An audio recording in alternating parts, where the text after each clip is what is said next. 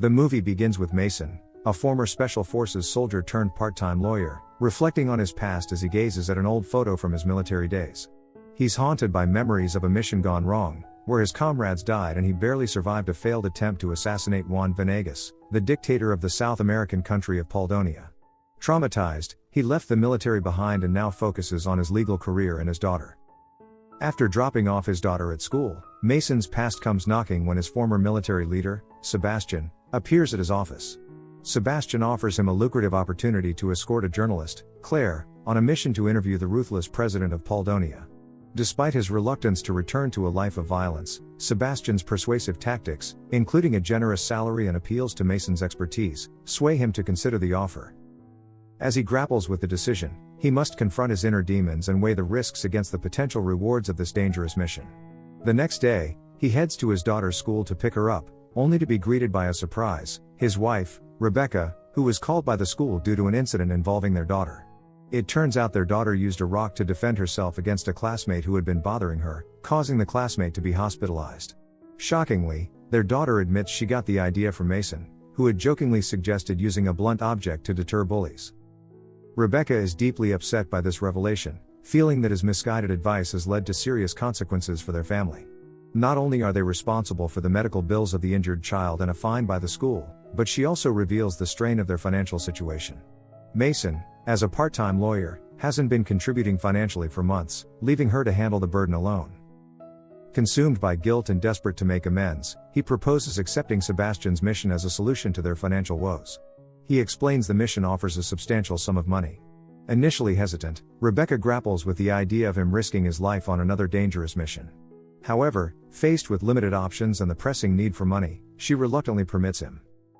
As Mason prepares to embark on this risky venture, he is torn between his desire to provide for his family and the fear of leaving them behind. The decision weighs heavily on him as he confronts the uncertain future that lies ahead. Shortly after deciding to accept Sebastian's mission, Mason contacts him and expresses his readiness to depart immediately. Sebastian arranges for Mason to meet the journalist, Claire, whom he will be escorting. Mason wastes no time informing Claire of their purpose, to interview President Juan Venegas in Palonia. With their mission clear, they embark on their journey. However, Mason remains cautious, wary of potential dangers lurking in Palonia. Upon their arrival and a seemingly innocuous welcome reception, his suspicions are validated as they come under attack by a mysterious military group. Swiftly, he defends himself and Claire, successfully repelling the assailants. In the aftermath, he confronts Venegas, initially suspecting him of orchestrating the attack. However, Venegas vehemently denies involvement, revealing that he has been targeted by these unknown forces for months. He explains that the interview with Claire is his attempt to garner international attention and support against these threats. Despite Venegas's explanation, Mason remains skeptical and decides to prioritize Claire's safety. He contacts Sebastian, requesting a rescue helicopter due to the escalating danger. Sebastian swiftly promises to dispatch assistance within 20 minutes of receiving their location. As they navigate the treacherous situation, tensions rise and suspicions mount, leading them into a web of intrigue and danger in their quest for safety and the truth behind the attacks in Palonia. 20 minutes later, as they eagerly anticipate the arrival of the rescue helicopter, they spot a chopper approaching, only to realize it belongs to the enemy group still hot on their heels. Reacting swiftly, Mason seizes Claire's hand, and they sprint into the dense forest, igniting a frantic pursuit and a harrowing shootout. Amidst the chaos, Mason seizes every opportunity to retaliate, aiming to bring down the relentless pursuers. With precise aim, he manages to down the enemy helicopter, but their victory is short-lived as two remaining enemy troops close in, trapping them. In a surprising turn, President Venegas emerges from the shadows, swiftly neutralizing the attackers. Mason's suspicion begins to wane as he realizes Venegas is not allied with the hostile military group. Joining forces with Venegas, they decide to trust him in their bid for survival. As they navigate through perilous terrain, Venegas invites them to his hometown, where they can seek refuge and regroup. The quaint village, steeped in warmth and hospitality, offers them solace amidst the turmoil. The village chief, a childhood friend of Venegas, extends his gratitude, solidifying Mason's trust in their newfound ally. Eager to clean up, they head for a bath but discover a shortage of towels, forcing them to forego the luxury and continue their journey, fueled by determination and camaraderie. Later, as the villagers gather to witness Claire's interview with President Venegas, anticipation fills the air. Armed with Mason's mobile phone, Claire dives into the interrogation, probing Venegas about the accusations of cruelty leveled against him by the outside world. In response, he vehemently denies the allegations, attributing them to malicious propaganda aimed at tarnishing his reputation. He emphasizes the unwavering support he receives from the villagers, citing their love and loyalty as evidence of his benevolent leadership. He sheds light on the geopolitical intrigue surrounding Palonia's rich resource, a newly discovered precious metal coveted by major world powers. He reveals these powers seek to exploit Palonia's vulnerability to gain control of the valuable material, casting him as a villain in their quest for dominance.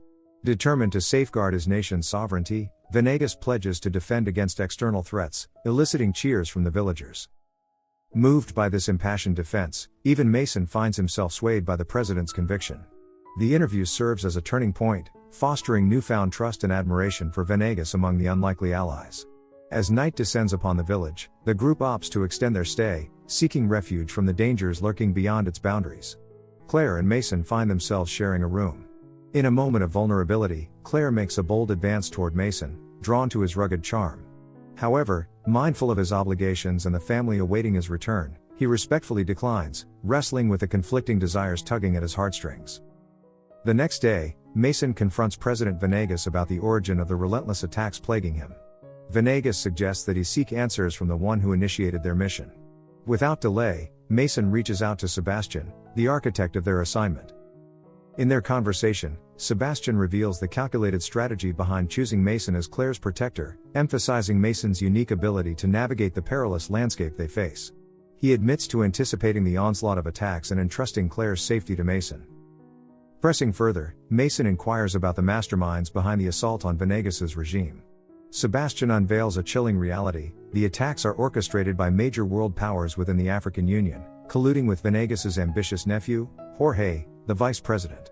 Their objective is to destabilize Palonia's government by ousting Venegas from power. In a moment of clarity, Mason comprehends Venegas's innocence and resolves to shield him from external forces. However, their respite is short-lived as a threat emerges in the form of a group of mercenaries led by Mike, dispatched by the African Union to apprehend Venegas. With the village chief held captive, Venegas sacrifices his freedom to ensure the safety of his people. Moved by this selflessness, Mason and Claire swiftly intervene, mounting a daring rescue mission on horseback. Amidst the chaos of pursuit, Claire falls into enemy hands, leaving Mason and Venegas to navigate the treacherous terrain in a desperate escape bid. As they flee deeper into the forest, Venegas shares a haunting tale from the past, recounting an incident where an American Special Forces helicopter was downed by African Union mercenaries, a stark reminder of the ruthless power play unfolding around them.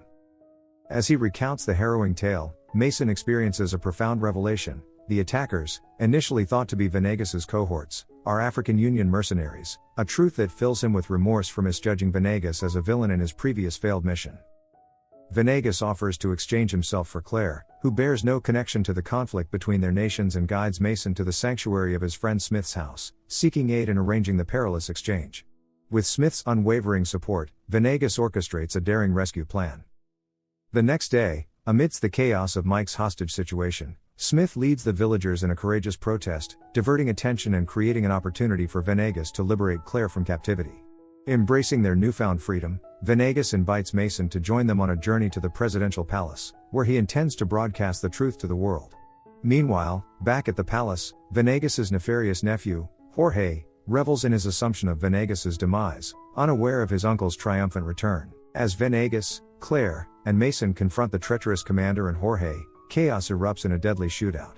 In a dramatic turn of events, Venegas emerges victorious, supported by video evidence corroborating his innocence.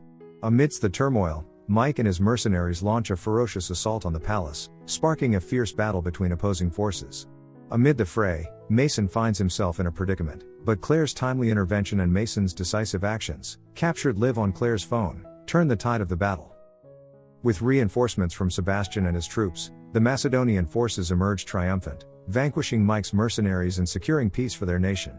Days later, the truth about President Venegas's innocence resonates across international airwaves, dispelling the false accusations that once tarnished his name. Claire regains fame for her footage in Palonia. Returning home, Mason is greeted with open arms by Rebecca, who shares his pride and relief. News of the generous mission payment brings further joy, and he is gifted $5 million by Venegas, alleviating their financial worries and reaffirming the value of his bravery and sacrifice.